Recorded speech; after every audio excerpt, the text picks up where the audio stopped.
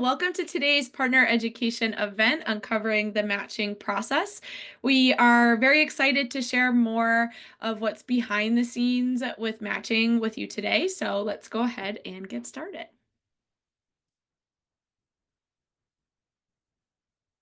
So before we dive in, just a few quick housekeeping notes. This webinar is being recorded and we'll share that recording as well as some additional educational resources in a follow-up email. On the screen, you'll see a few tips to help ensure a smooth virtual experience with you. We'd love to know where everyone is joining from, so feel free to share your name and your institution or your location in the chat.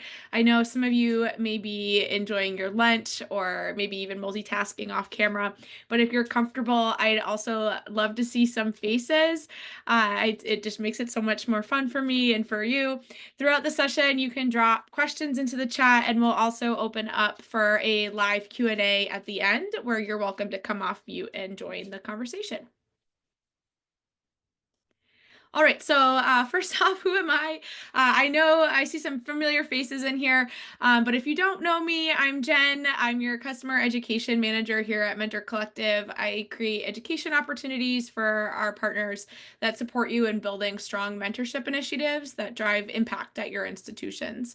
In my previous roles here at Mentor Collective, I've worked on both the product and also the services teams. So I have a 360 view here of our systems and our processes, such as the topic for today's conversation, which is matching.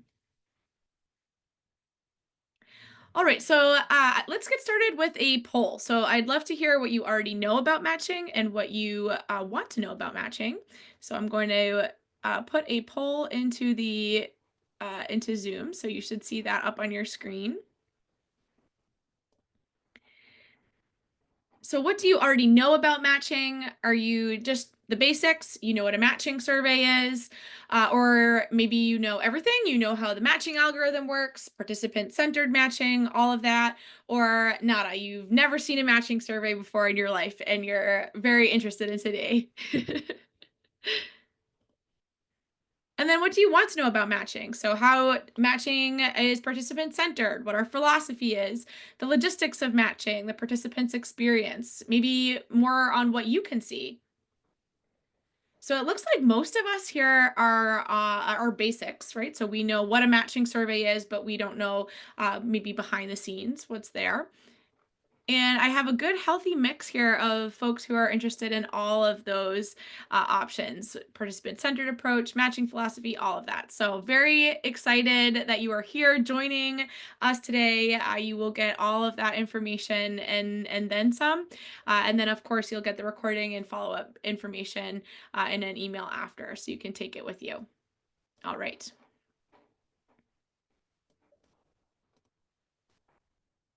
So today, during the event today, you will cover an overview of a participant-centered approach to matching.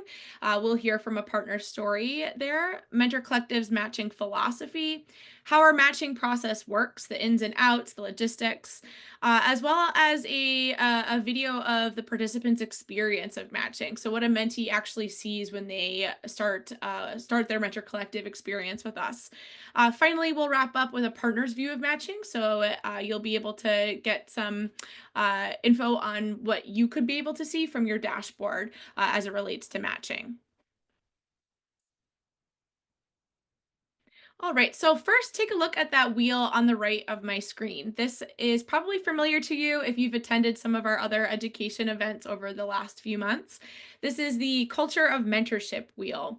So there are 6 elements in this wheel that promote an institution-wide culture of mentorship, and one of those elements is a participant-centered approach to your mentorship initiative. To frame today's conversation, I want to share an overview of what that means, of what a participant-centered approach to mentorship means. This means that mentorship is first and foremost centered around, of course, the experiences and the needs of participants. Your mentorship should support identity conscious and inclusive practices. And one way to do that is through identity based matching, which is something that our matching survey supports. So, this approach means actively considering the identities of your participants and reflecting on strategic ways to maybe make mentorship more inclusive. Mentorship should also be accessible. So, accessible to participants regardless of means. So, for example, you should never charge a fee for participation in your mentorship initiative, and your programs should offer multiple methods of engaging, such as text, in person, or group events. Accessibility also means meeting students where they are. So, maybe tabling in the parking lot to reach commuter students. A participant centered approach also ensures participants are goal based in their mentorship intentions, knowing and articulating the benefits of mentorship to all participating groups keeps the mentoring relationship really purposeful and meeting the needs of both your mentees and your mentors. Finally, a participant centered approach to mentorship means that everybody is able to benefit from the mentorship.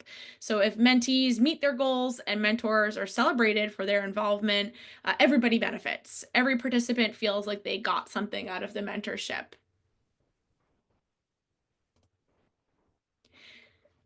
Yeah, here we go. Several of our partner institutions are very intentional in their participant centered approach to matching.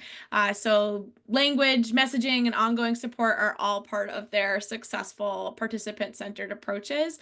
And a great example of this intentionality is at Lehigh College. You'll see I have a clip here that I'll press play on in just a sec. My colleague in this clip, Deanna Rush, and Denise Boutreau, she's director at Lehigh Center for Student Access and Success. They will be talking about participant-centered matching and the value of a matching survey that takes into account multiple holistic elements that reflect participants in a comprehensive way. So beyond just one facet of their identity, like major choice. All right, here we go.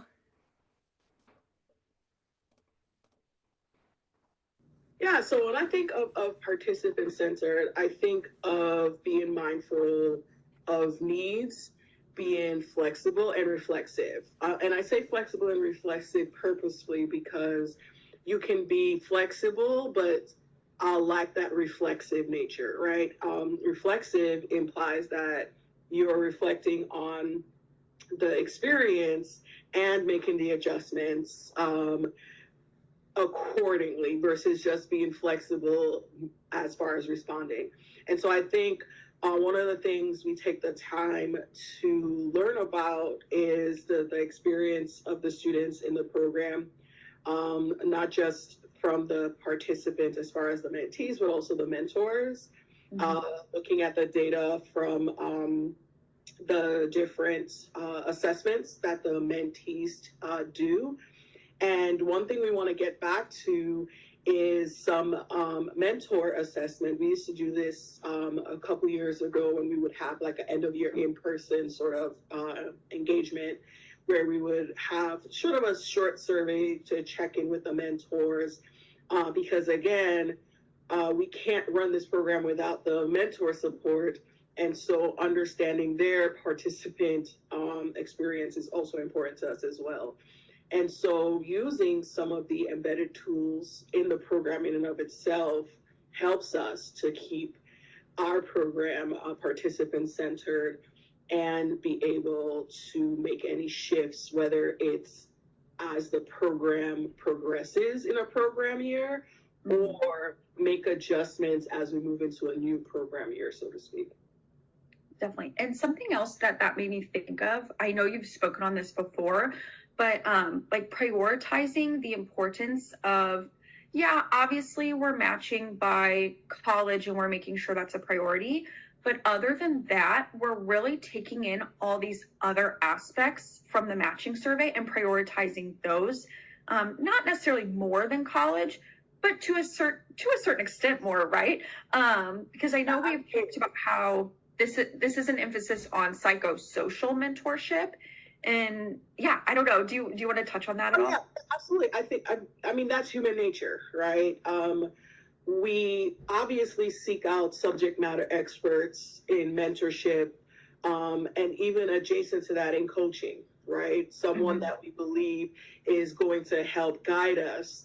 But whether it's conscious or unconscious, one of the things we also look for in that person is their ability to understand us, their ability to lend either personal experience based on identity adjacent similarities, right? Or direct experience similarities, because we hope that that can help them understand some of the things we may share. But that also helps with the trust building, right? Which is important with mentorship, and also facilitating someone seeking a mentor, right?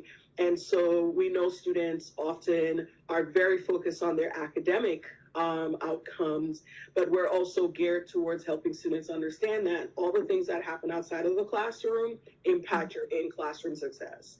And that's what mentorship is about, helping you navigate all the other things around your academic success so you can be academically successful and also personally successful. And so having a matching survey that goes beyond that is instrumental in the success of our program. And I think that's why a lot of students are drawn to this program, because there's certainly other opportunities for mentorship. But I think mentorship that works for anyone has to have some level of depth of personal connection. Okay. So yeah, I what I love about what Denise said there is that the matching survey helps folks get a mentor who fully understands them, right? So there's more to it than just matching someone with their a similar major interest, right? Or a similar academic interest. So it takes into account the multidimensional aspects of a person's identity, the many facets of what's important to you, what challenges you might be facing, and that is first and foremost a participant-centered approach. Yeah, so when I think All right, so that takes me to Mentor Collective's matching philosophy. First, what even is matching? Matching is the process through which we match mentors and mentees here at Mentor Collective and at your programs. Mentees and mentors both take a matching survey when they first onboard into your mentorship initiative. There are three principles that guide Mentor Collective's matching surveys and matching algorithm in order to ensure the best possible participant experience. These three principles are that mentees have agency in their match, that mentors control their commitment level, and that mentorship looks different for everyone. So let's start with mentees have agency in their match. So, what we mean by that is that we consider that each mentee will join their mentorship program with unique experiences, interests, and goals. And not all mentees will be looking for the same thing in their mentor. This is all taken into account with our matching process. Our matching process uses an algorithm to match participants. It is a Nobel Prize winning process called the Gale Shapley algorithm. In simple terms, we essentially make the best set of matches possible for the greatest number of participants using a weighting system. So I'll say that again. In simple terms, we essentially make the best set of matches possible for the greatest number of participants using a weighting system. So we assign specific weights to each matching question. A minimum score is needed for a match to be considered possible, and this rate can actually be adjusted during your auto matching process. You can talk to your program success manager about how you want to adjust that weighting. The different categories that are weighted include standard criteria like shared languages, hobbies, academic interests, or career interests. These criteria are weighted according to priority, with additional weight given to the mentee's top matching criterion. And that is the response that they give to the question. We'll see it at the end in the video. And the question is, out of the preferences you just shared, which is the most important to you? So, for example, if they specify that it's most important to them to be matched with someone with the same career interests, that will be given top priority in the weighting. And again, we'll see that in a clip at the end. As a partner, when you set up your matching survey, you get to use the default weighting that we recommend, or again, you can adjust those weights according to your program design preferences. An advantage to matching this way is the ability to match really hundreds, maybe even thousands of participants in just a few minutes, which saves your institution a ton of time and effort. So the computational power of using software allows every single match to be evaluated according to the specified criteria that you've selected and that weighting that you've chosen, which ensures high quality pairings and, again, going back to participant centeredness, ensuring that we're identity conscious in matching. Even when there are hundreds of thousands of potential matches, the process really completes in just a few minutes. And actually, 95% of these matches stay matched, resulting in a very low rematch rate. Participants are automatically connected with their counterparts via email and SMS, and they can kick off their mentorship using personalized conversation starters that get sent their way after they're matched. Taking these logistics off your plate allows you to focus on supporting your program in many other ways, maybe targeting students who could benefit from additional support or building relationships with stakeholders across your institution to help spread the impact of mentorship. You have the ability to tailor your program's matching survey to meet individual program needs. So, while our standard matching survey design is based on research about which criteria are essential to making good matches, we also offer really a comprehensive suite of matching survey customizations that could best fit your program. So, for example, when mentees and mentors complete their surveys, some of the survey questions are called hard matching requirements and some are called soft matching requirements. A hard matching requirement means that a particular matching survey response must be shared between a mentor and a mentee in order for a match to be made for a program. So maybe you have a hard requirement that the mentor and mentee must be part of the same college. A soft matching requirement refers to a similar desire for a shared response or matching condition, but it's really more of a nice to have rather than a need to have requirement. Matching takes into account both the hard and soft matching requirements, but hard requirement questions are excluded from weighting. Hard requirement questions are automatically excluded from weighting because since all potential mentors in that pool will meet the hard requirement, including that hard requirement criteria in the score won't actually tell us anything, right? We need to know who is the best match within that pool based on all the other criteria.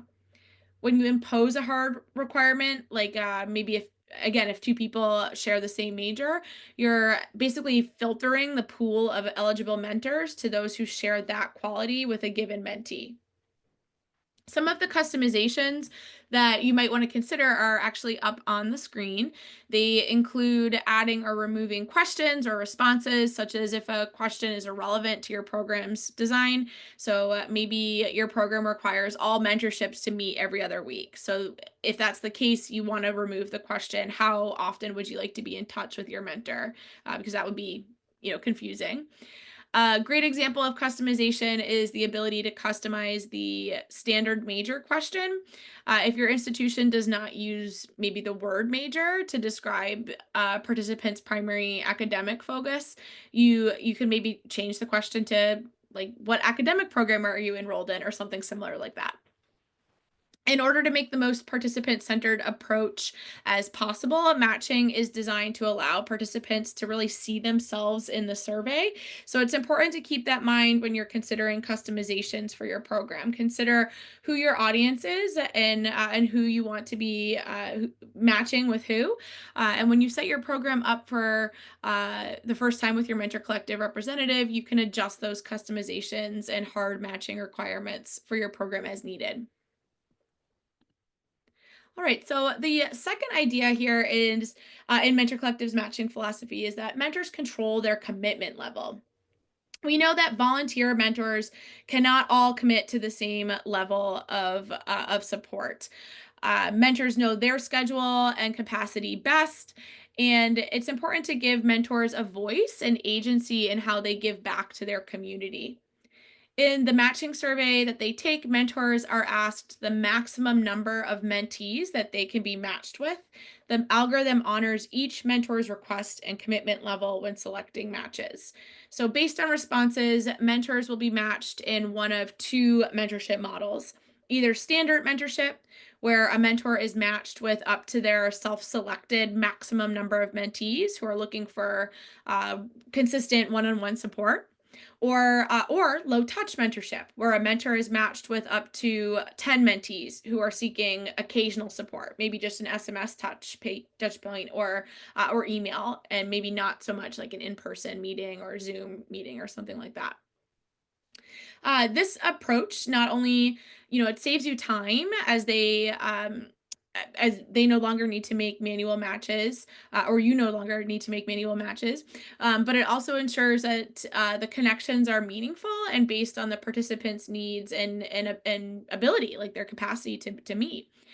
Uh, Additionally, although 95% of our matches stay matched, if a match isn't working out, I want to note that we can quickly rematch participants without requiring any extra effort from your end. So participants can actually request the rematch themselves, which again gives them agency and control over their mentoring experience. Mentors can also always request to adjust their support level after their program has started. So maybe a mentor begins the program thinking they can take on 10 mentees. They're really ambitious. They really want to help.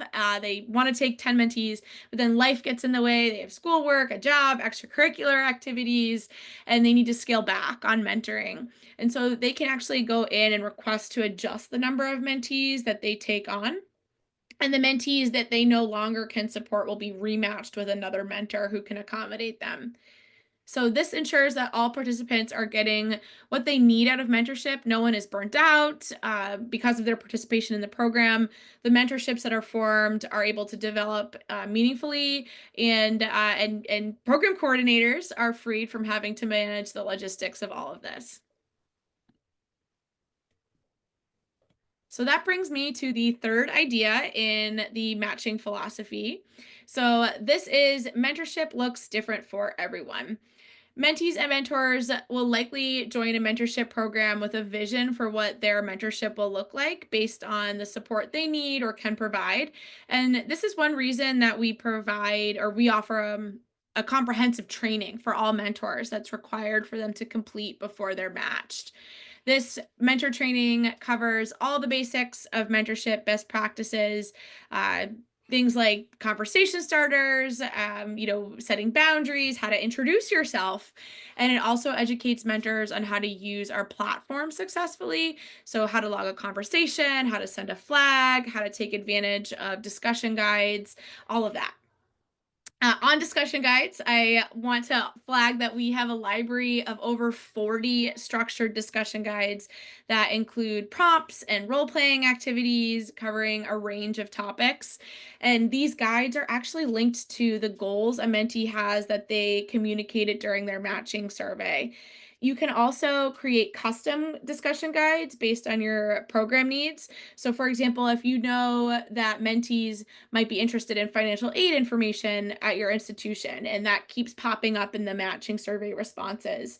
You can work with your program success manager to create a resource with institution specific information about financial services, and that will be elevated to the students who indicate interest in that topic when they complete their matching survey.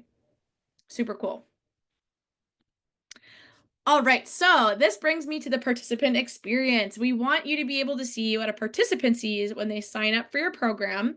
So I'm going to go ahead and play this, and this is what it looks like when a mentee signs up. I'm going to sign up as a mentee to get a mentor using this demo account. So this is the page that I would see if I first went to sign up. I would start by creating an account with my username and password. And since I've already done that, I'm going to go ahead to the next screen, which is what pops up after I've signed in. So this next screen is the matching survey. So again, as a mentee, this is the matching survey that I would see. I would make selections about the academic subjects I'm interested in, the career fields I'm interested in, life experiences. Maybe I'd like a mentor who had a similar background or challenge.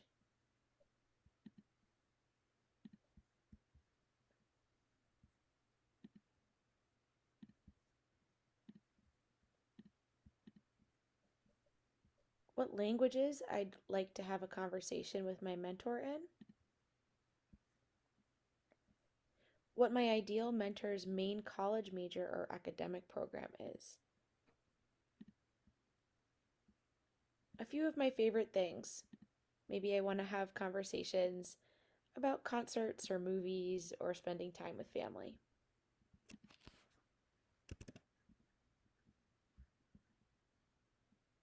If I'd be okay being matched with someone who's my age or older or someone younger than me.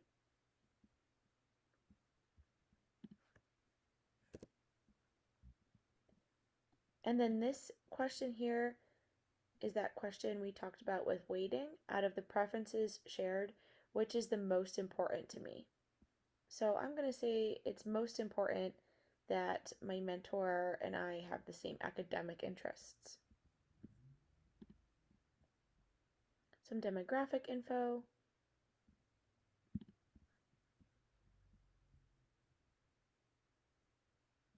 How often I'd like to be in touch with my mentor. And then this pops up. It recognizes that I'm looking for more occasional support because I checked off once per month or less. So, you know what? I'm also interested in lower touch mentorship.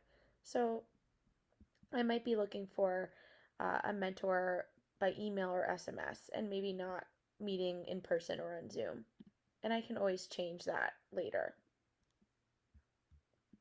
If I'd be interested in connecting with my mentor over social media, and then my handles for social media. An optional fill in the blank for if I uh, want any questions answered right away. And then a goal that I'm looking for support with from my mentor. My contract. Submit and continue. And then it takes me to my dashboard.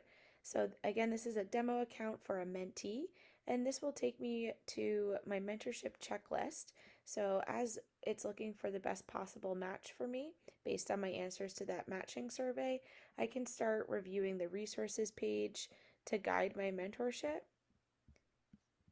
I can also look at the checklist to see some of the other things that maybe I want to complete before meeting with my mentor, such as uploading a photo, taking a course on expectations for mentees, maybe sharing a video introducing myself to the overall community, and checking out some of these resources on tips for my first message, setting boundaries, or maybe just how to introduce myself to my mentor.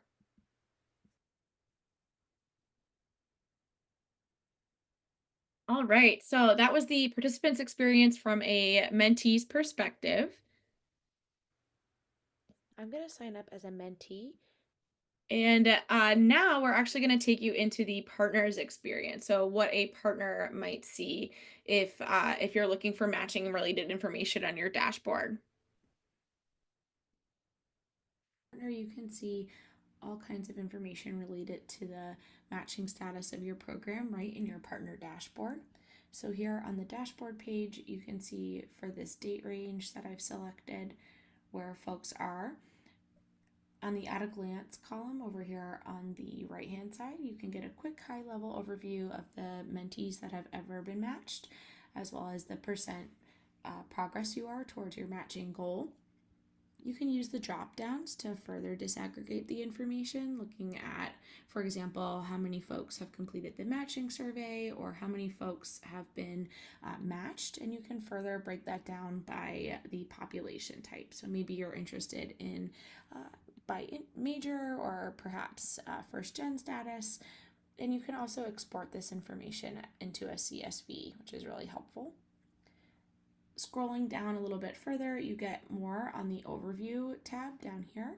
You can see your mentee and mentor funnels, so you can have a better understanding visually of how many folks have moved through your pipeline from invited to registered, from registered to matching survey, to required mentor training, and then matched as a mentor, or completed the matching survey and then have been matched as a mentee. Clicking on onboarding and matching, you can also get a lot more information here on your mentee and mentor data. Has there been a change over the last week or so? Has it gone up or down? Have your mentees ever been matched before? Have your mentors ever been matched before? That kind of information.